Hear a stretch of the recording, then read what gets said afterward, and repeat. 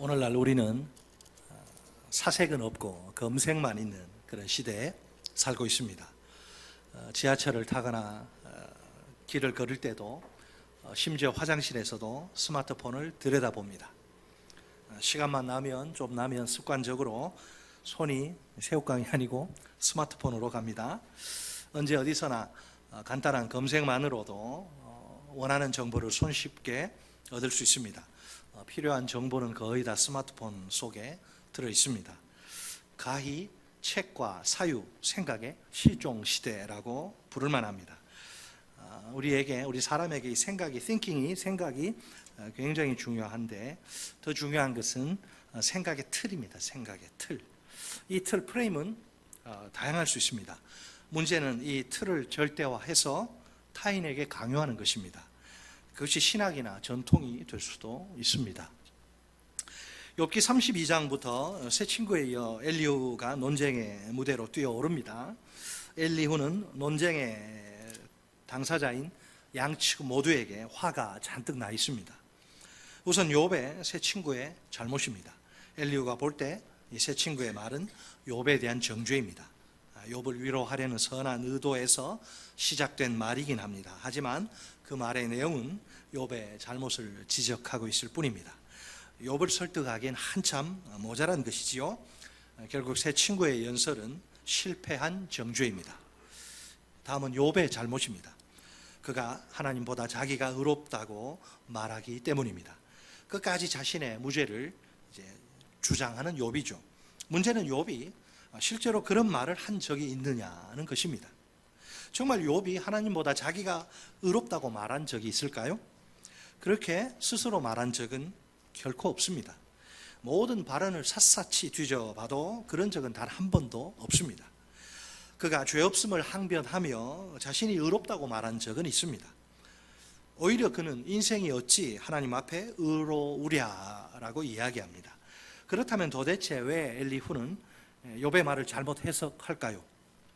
그는 반성적 지혜와 규범적 지혜, 전통적 지혜 사이를 왔다 갔다 합니다. 아주 정신이 없어요. 한번 볼까요? 첫째, 반성적 지혜입니다. 엘리후는 나이 어린 지혜자입니다. 그를 소개하는 대목 가운데 눈에 띄는 것은 나이입니다. 4절 말씀을 봅시다. 4절, 엘리후는 그들의 나이가 자기보다 여러 해 위임으로 욥에게 말하기를 참고 있다가, 아멘. 전통적 지혜에서 나이 많음은 곧 지혜입니다. 나이가 어린 것은 아직 지혜에 다다르지 못한 상태를 나타냅니다. 그렇다고 엘리후가 미숙한 그런 사람이란 말은 아닙니다. 나이는 어릴지 몰라도 지혜를 가지고 있기 때문입니다. 욥과 새 친구 양측 모두 틀렸다고 비판하는 지혜 말입니다. 정확히 말해 엘리후는 규범적 지혜와 반성적 지혜의 중간자입니다. 중간자.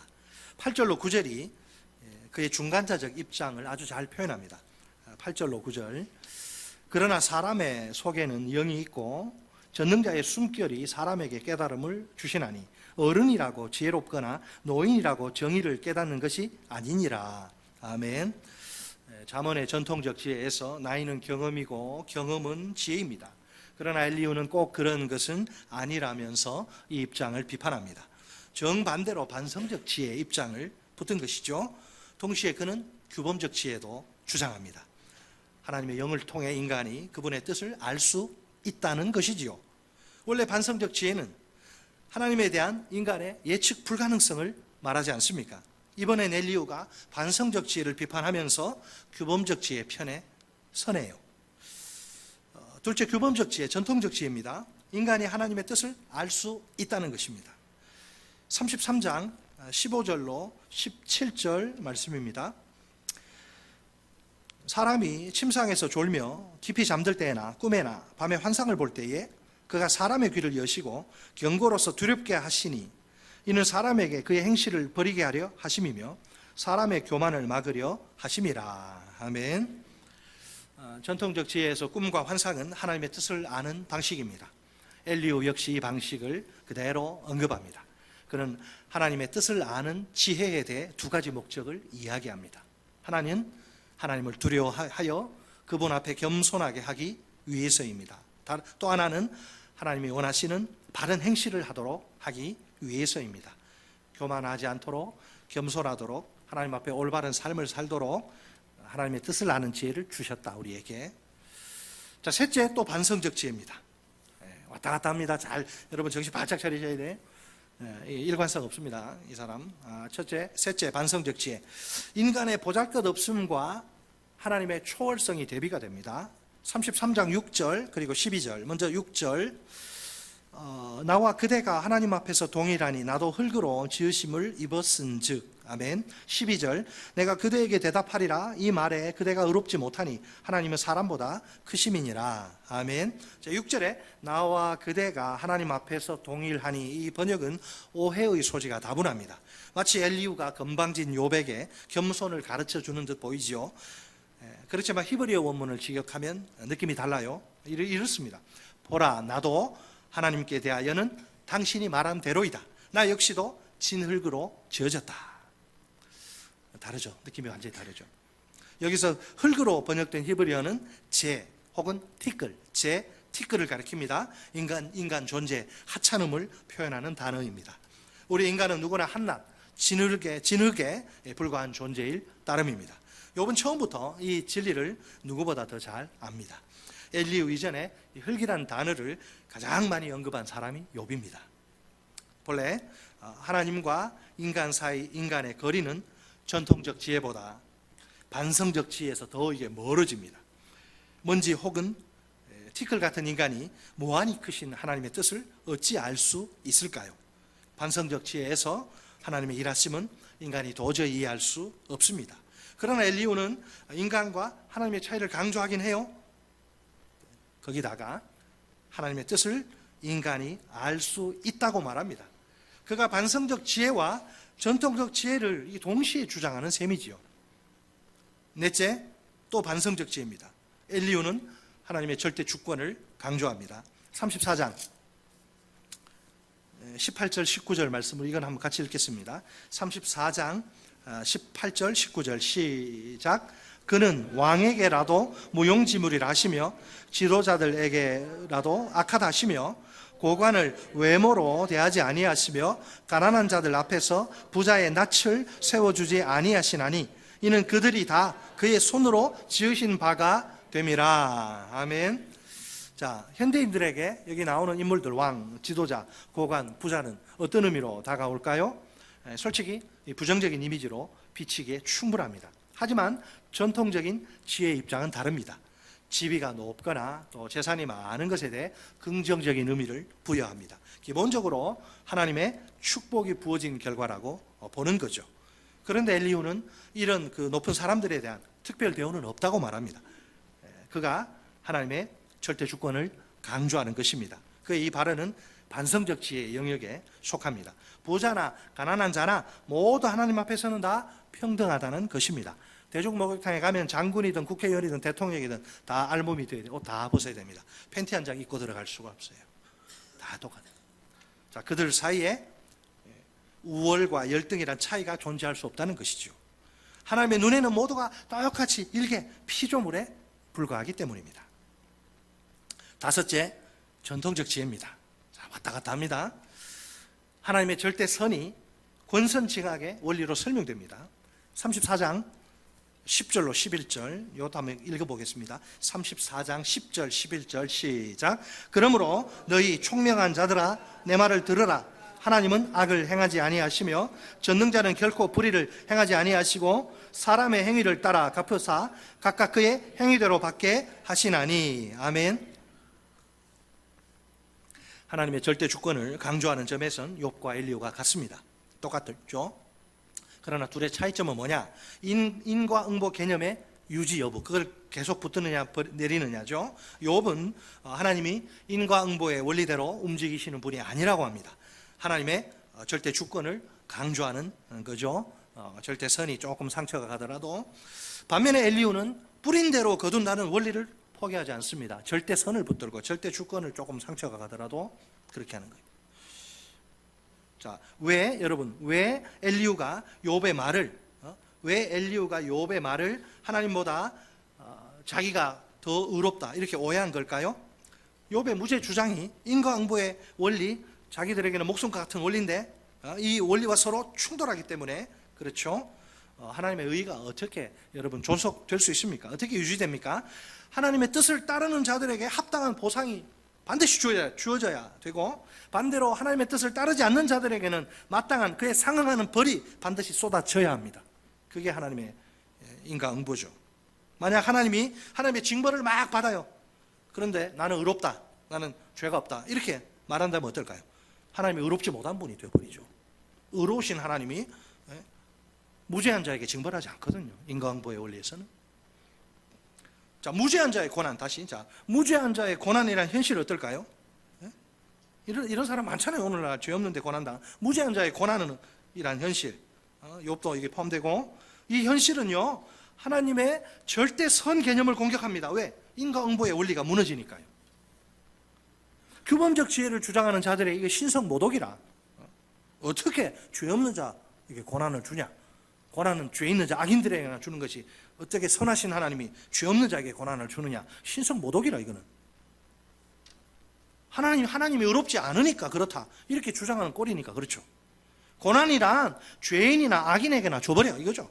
죄인이나 악인이나 고난 받는 거지, 어떻게 의인이 선인이 고난을 받느냐?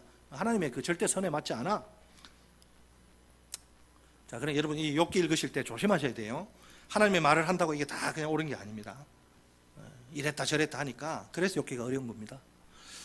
이제 욥기가 묘사하는 엘리후를 좀 더 이렇게 구체적으로 살펴보겠습니다. 두 가지입니다. 이 두 가지를 가지고 우리 한번 적용을 하는데, 첫째, 엘리후는 양쪽 모두를 주장하는 양비론자입니다. 이상하지 않습니까? 잘 들어, 다시 한번. 엘리후는 양쪽 모두를 주장하는 양비론자. 양비론은 뭐예요? 서로 상반된 주장을 하는, 양쪽 모두 틀렸다고 공격합니다. 그러니까 엘리후는 양측 모두의 잘못을 이렇게 지적해야 합니다. 우리 독자 입장에서는 그러면 제3의 지혜가 있나? 이렇게 충분히 기대할 수 있겠죠. 왜?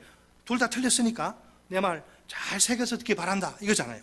하지만 엘리후는 어이없게도 새로운 이야기, 제3의 지혜 전혀 꺼내지 않습니다.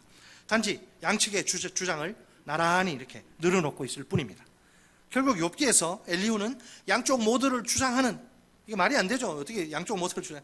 근데 양비론자. 자, 보세요. 결국 욥기에서 엘리후는 양쪽 모두를 주장하는 양비론자로 등장합니다. 아주 그러니까 이게 말이 안 되는 거예요. 우스꽝스럽게 짝이 없는 모습입니다. 예? 이게 어떤 모습일까요? 오리가 그냥 왕가 쓰고 돌아다니는. 예? 엘리후는 나이가 어린 자입니다. 전통적 지혜로는 나이가 어리면 무지하고 지혜 깨닫기 이전의 인물, 그렇게 취급되는데, 위대하신 하나님에 비해 고작 진흙 덩어리인 인간이 아닙니까? 과연 엘리후는 인간의 그 보잘것없음을 주장합니다. 하나님과 인간의 거리를 더 멀게 하는 거죠. 이렇게. 그런 점에서 그의 주장은 욥과 같은 반성적 지혜의 영역에 속합니다. 그에게 하나님은 초월적인 분이십니다. 따라서 하찮은 인간은 초월의 하나님을 감히 도무지 파악할 수 없습니다. 그러나 동시에 엘리후는 규범적 지혜를 또 강력히 주장합니다. 한 입으로 두 가지 이야기를 하는 거죠. 초월적인 하나님을 뭐라고 말합니까? 인간이 꿈이나 환상으로 얼마든지 이해할 수 있다는 것입니다. 이해할 수 없다 그랬다가 또 이해할 수 있다 그러고, 그가 파악한, 그러면 하나님을 어떻게 이해했나요? 그가 파악한 하나님의 운행의 원리는 뭐죠? 인과응보, 그 뿌린 대로 거둔다는 거예요. 왜 시험에 떨어졌냐? 공부 안 해서 떨어졌어요. 왜 붙었느냐? 공부해서 그런 거예요. 양측 모두 틀렸다고 하면서 시작된 엘리후의 발언이죠. 이상하게도 결론이 뭐예요? 양측 모두 맞아, 이런 주장으로 마무리됩니다. 솔직히 파악이 가능한 초월자거든요. 이 엘리후가 말하는 건 파악이 가능한 초월자인데, 이거는 형용 모순이에요. 모순어법이에요. 이거는 말이 안 되는 거예요.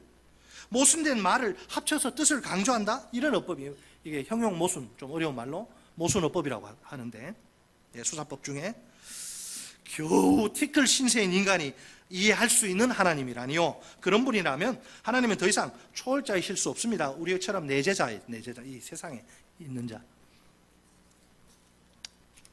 자, 둘째, 엘리후는 초월적인 전능자를 다 파악하고 있는 티끌입니다. 엘리후의 조장을 이야기하면 자기는 초월적인 그 전능자를 다 파악하고 있는데 자기는 티끌이야. 말이 안 맞는 거예요, 이게. 자, 오늘날 여러분 어때요? 오늘날은 이제 과학기술 문명이 발달해서 대기의 운행을 이렇게 과학적으로 체계적으로 분석할 수 있고, 그래서 이게 그 데이터를 막 축적하는 그런 시대죠. 여러분, 그런데도 기상청의 예측이 100% 정확합니까? 정확도가 생각보다 많이 떨어집니다. 야, 21세기에 이거밖에 안 되나? 비 올 확률 몇 프로? 80%. 그래? 무거운 우산 들고 갔는데 해가 쨍쨍해. 에이씨, 괜히 고생했네 이러면서. 많은 사람들의 불만과 원성에 이 표적이 되고 나면 기상청으로 전화 엄청 합니다. 막 욕합니다. 그따위로 월급 받으면서 말이야, 그거밖에 못 하느냐고. 막, 죄송해요. 여기 기상청 다니신 분 계신가요? 욕 막 해댑니다. 그것도 하나 똑바로 못 맞추고 월급 받으면서. 자, 잘 보세요. 그럼 욥기가 기록된 시대는 어떨까요? 과학이고 기술이고 뭐 있어요, 이때가? 욥기가 기록된 시대를 살던 내가 고대인의 입장이라면 어떨까요? 자연 현상의 운행 원리, 신의 영역에 이게 속한 일이라고 생각하죠, 당연히. 감히 이거 어떻게 우리가 알아 하면서 이게 도무지 파악할 수 없는 일이 틀림없어요. 욥기의 그 1차 독자들이 볼 때는. 계속해서 36장, 37장에 가면 또 엘리야의 발언에 한 가지 특징이 있는데, 이게 뭐냐면 36, 37장 이제 여기까지가 마지막이거든요. 36장, 37절의 엘리야의 발언은 똑같은 패턴을 반복한다는 겁니다. 그 한 소리 또 하고 또 하고 그래요. 계속 똑같은 패턴을 일정하게 반복을 하는데, 두 가지입니다. 먼저는 하나님의 초월성과 인간의 이해 불가능성이에요. 그러니까 한마디로 인간은 하나님을 알 수 없다, 이 소리 막 하고, 좀 있다가 다음은 자연 현상의 운행 원리입니다. 하나님은 이렇게 운행하신다. 하나님은 안다는 거예요. 하나님이 이렇게 운행하셔. 안다는 거예요. 알 수 없다 그랬다가 이게 막 계속 이게 반복됩니다. 그러니까 우리가 헷갈리는 거죠. 욥기가 어려운 거죠. 분명히 이렇게 이야기했다가 또 저렇게 하나? 뭐 어쩔 수 없죠. 뭐 그렇게 이야기했는데 그 성경에 써 있으니까. 자, 인간이 높으신 하나님을 파악하는 것은 불가능합니다. 그럼에도 불구하고 엘리야는 비가 어떻게 내리는지 나 알고 있어, 이렇게 말하고. 자, 그러면 엘리야 자신은 무슨 슈퍼맨입니까? 인간이 아니란 말인가요? 곰곰이 생각하면 엘리야의 이 발언이 얼마나 모순 덩어리인지 모릅니다. 그 모순을 확실하게 폭로하는 표현이 37장 14절 말씀이에요. 결론입니다. 37장 14절 같이 읽습니다. 37장 14절 시작. 욥이여, 이것을 듣고 가만히 서서 하나님의 오묘한 일을 깨달으라. 아멘. 뭔 말이에요? 야, 너 이제 좀 가만 입 좀 다물고 좀 이제 말 좀 그만하고 내가 좀 이야기하는 하나님의 오묘한 일을 좀 깨달아야 되지 않겠냐. 오묘한 일, 이 자체가 인간의 이해를 초월하는 거예요. 인간의 이해를 초월하는데 어떻게 깨달아요? 신비한 일을, 그런 신비한 일을 깨달을 수 없는 신비한 일을 깨달으라고 욥에게 요구하다니요. 인간이 할 수 없는 일을 하라는 요구예요. 도대체 애초에 말이 되질 않습니다. 참으로 어처구니 없고 너무나 황당합니다. 더군다나 엘리야 자신은 자기는 했답니다. 그 불가능한 일을 해낸 놀라운 사람이 됩니다. 분명 하나님의 운행은 인간의 이해 영역을 훌쩍 뛰어넘습니다. 네 글자로 신묘막측, 굉장히 신묘막측한 일이죠. 엘리야가 그 신비한 하나님의 운행을 다 안다고요? 그러면 엘리야 자신은 어떤 존재란 말인가요? 그 자신도 우리처럼 흙으로 지음을 받은 보통 사람, 보통 인간일 뿐이지 않습니까? 그러니 그는 죽었다 깨어나도 신이 될 수 없습니다. 절대로 신의 일을 할 수도 없습니다. 어찌 티끌 조각인 먼지에 불과한 엘리야가 위대하신 하나님의 그 초월성을 파악할 수 있을까요? 그는 인간이 도저히 이해할 수 없는 걸 이해한다고 말합니다. 이 엘리야의 말은 자기 모순, 자기 당착이죠. 자가당착이죠. 자가당착. 그렇지 않다면 그가 스스로를 초월적인 존재고 신이라고 주장하는 겁니다. 말도 안 되는 엄청난 교만이죠. 욥의 시대나 우리 시대나 고난은 우리 모두에게 현실에 피할 수 없어요. 우리 가까이에, 우리 곁에 있는 것이 고난입니다. 너무 놀라지 마시고 나한테 이번에 왔구나 그러면 돼요. 오늘은 나의 고난, 내일은 너의 고난. 이게 정직한 표현입니다. 그러면 우리가 고난 앞에서 올바르게 반응하는 것이 중요합니다. 믿음이 뭐예요?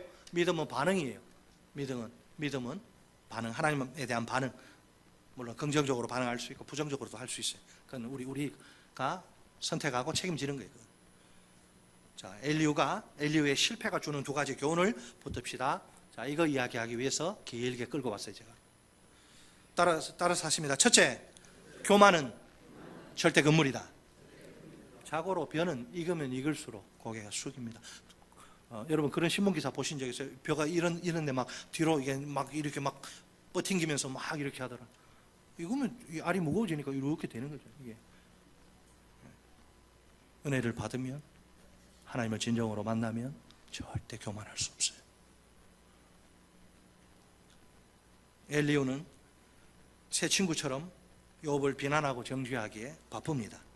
욥을 진정으로 사랑하고 위하는 친구의 모습 아예 보이지 않습니다. 마치 자기는 다 통달한 것처럼 아주 교만하게 행동합니다. 혹시 내게 엘리후와 같은 모습은 없습니까?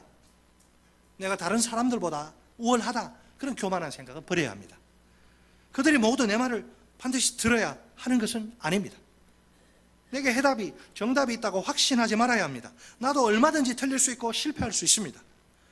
이 세상에 이치를 다 꿰뚫고 있는 사람 아무도 없어요. 내가 모르는 게 얼마나 많은지 모릅니다. 평생 죽을 때까지 배워도 모르는 게 많아요. 특히 하나님의 일하심에 대해서는 두말하면 잔소리입니다. 하나님이 왜 내게 이렇게 하시는지, 또 왜 저 형제에게 저렇게 하시는지 몰라요. 나도 모르고 저 형제도 모르고 아무도 몰라요. 아울러 내가 하나님과 가장 친한 인물이다, 내가 최측근이다, 이런 생각은 위험합니다. 남이 모르는 거 하나님이 내게만 살짝 알려주신다, 이렇게 착각하게 될 테니까요. 그러니 내가 하나님 앞과 사람 앞에서 더욱 겸손해야 합니다. 나는 고통당하는 자의 말을 주의 깊게 들어야 합니다. 물론 귀로 소리를 듣는 것이 전부가 아닙니다. 그 말의 의도나 참 뜻을 이해하는 것이 중요합니다. 내가 듣고 싶은 것만, 듣고 싶은 대로만 들으면 곤란해요. 그 마음의 깊은 고통을 이해할 수 있어야 합니다. 제가 새벽마다 늘 이야기하죠. 다른 사람의 신발을 내가 신고 생활하지 않고서는 그 사람에 대해 함부로 말하지 마라. 역지사지. 고통 중에 있는 상대방을 위로한답시고 내 신학과 신앙으로 쉽게 판단하지 말아야 합니다. 무턱대고 그를 비난하거나 함부로 정죄하지도 말아야 합니다. 조언할 때는 웬만하면 조언하지 않는 게 좋고, 조언할 때는 항상 그가 내 말을 어떻게 받아들일지를 고민해야 합니다. 옳은 말이 늘 모든 사람에게 그대로 적용되는 것은 아닙니다. 구구절절 옳은 말인데 듣는 상대방은 숨이 턱턱 막혀 죽을 것 같아요. 틀린 말은 하나도 없지만 그의 마음에 와닿지 않는 겁니다. 극심한 고난의 시간을 지금 통과하는 중이에요. 이성적으로 이해되지 않는, 납득되지 않는 고통이라 힘들고 괴로운 겁니다. 그럴 때는 내가 논리적으로 조언해도 아무런 도움이 안 돼요. 전혀 공감이 되지 않아 쓸모가 없는 겁니다. 그에게는 말을 많이 하는 조언자가 필요한 게 아닙니다. 아프고 쓰린 마음을 함께 나눌 수 있는 위로자가 필요합니다. 오늘 이 자리에 함께 모인 우리는 어떻습니까? 주위에 언제든 마음을 나눌 만한 참된 친구가 있습니까? 그런 친구가 있다면 하나님께 감사합시다. 설사 그런 친구가 없다고 해도 너무 힘들어하지 맙시다. 참된 친구보다 더 좋은 누군가가 우리에게 있기 때문이지요. 따라서 하십니다. 둘째, 진정한 영적 가족으로 살자. 친구보다 더 좋은 게 영적 가족이에요. 하나님이 우리를 그리스도의 몸으로, 한 몸으로, 원 바디로, 한 교회로, 원 처치로 부르십니다. 우리 한 사람 한 사람은 그리스도의 몸 안에서 각자 지체로 존재합니다. 쉽게 말해 우리는 몸에 붙어있는, 어떤 사람은 눈, 어떤 사람은 코, 어떤 사람은 입, 어떤 사람은 귀, 어떤 사람은 손, 어떤 사람은 발, 어떤 사람은 팔, 어떤 사람은 다리. 교회는 세상 어떤 조직, 단체와도 달라요. 교회는 이처럼 유기적으로 서로 긴밀히 연결된 공동체입니다. 우리는 지체로서 각자 고유한 기능을 발휘하는 중이죠. 그리하여 그리스도의 몸을 든든하게 또 아름답게 세워가고 있습니다. 자, 지금 눈이 제가 이것도 보고 여러분도 보는데, 눈이, 야, 나 오늘 피곤하니까 나 일 안 할래. 너 네가 알아서. 눈이 딱 눈 감으면 제가 아무것도 못해요. 눈은 이렇게, 지금 이 시간에는 제 눈은 뜨고 있어야 돼요. 우리 가운데 몸과 떨어져 스스로 존재할 수 있는 사람 아무도 없습니다.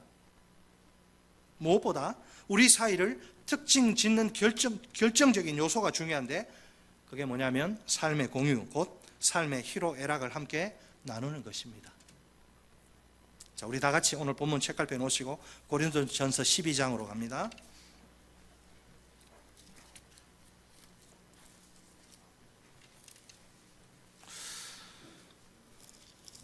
12장 26절, 27절, 신약성경 279쪽.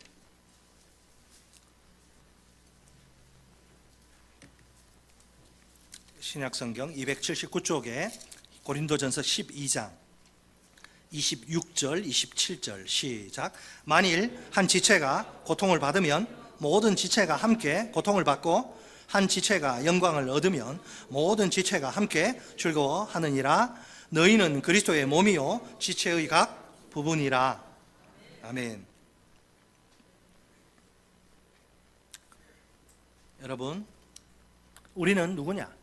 그리스도 안에 지체로서 고통과 영광을 함께 나누는 사이입니다.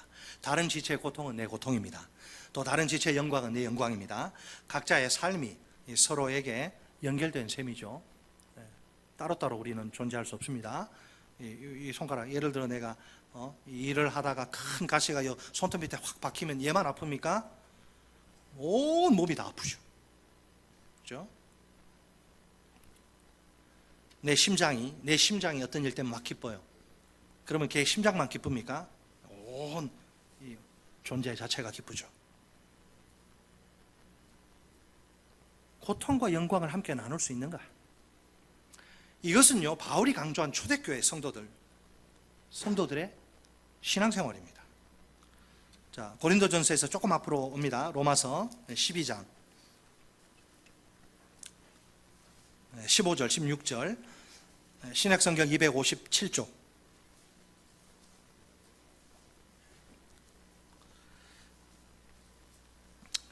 로마서 12장 15, 16, 257쪽입니다. 같이 읽습니다. 시작. 즐거워하는 자들과 함께 즐거워하고 우는 자들과 함께 울라.